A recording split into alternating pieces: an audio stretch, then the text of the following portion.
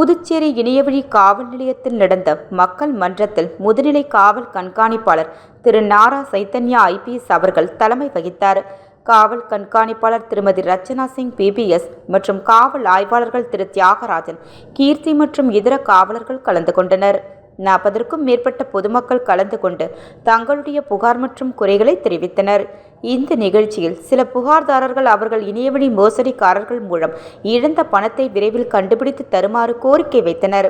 அதன் பிறகு முதுநிலை காவல் கண்காணிப்பாளர் அவர்கள் இணையவழி குற்றப்பிரிவு காவல் நிலைய ஆய்வாளர்களிடம் மேற்கூறிய புகார் மீது உடனடியாக நடவடிக்கை எடுக்குமாறு கட்டளையிட்டார். மேலும் பொதுமக்கள் தவறவிட்ட 25 செல்போன்கள் கண்டுபிடித்து உரியவர்களிடம் ஒப்படைக்கப்பட்டது. அதன் மதிப்பு 4 லட்சம் ஆகும்.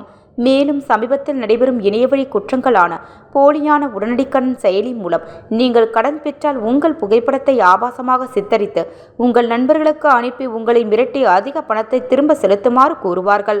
ஆகையால் உடனடி கடன் செயலி மூலம் கடன் பெற வேண்டாம். சமூக வலைதளமான வாட்ஸ்அப், டெலிகிராம் குழுக்களில் தெரியாத சில நபர்கள் கூறும் ஆன்லைன் ட்ரேடிங் சம்பந்தமான அறிவுரைகளை முற்றிலும் நம்ப வேண்டாம். அவர்கள் அனைவரும் இணையவழி மோசடிக்காரர்கள்.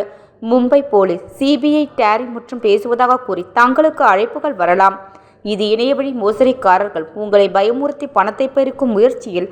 ஆகையால் இதுபோன்ற அழைப்புகள் வந்தால் உடனடியாக அந்த அழைப்பை துண்டிக்கவும்.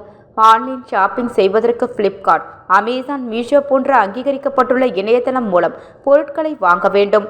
விலை குறைவாக கிடைக்கிறது என்று ஃபேஸ்புக், இன்ஸ்டாகிராம், யூடியூப் போன்ற இணையதளத்தில் வரும் விளம்பரங்களை நம்ப வேண்டாம் என்று மக்கள் மன்றத்தில் கலந்து கொண்ட அனைவருக்கும் முதுநிலை காவல் கண்காணிப்பாளர் இணைய வழியில் ஏமாறாமல் இருப்பதற்கு சம்பந்தமான விழிப்புணர்வு மற்றும் அறிவுரையும் கூறினார்.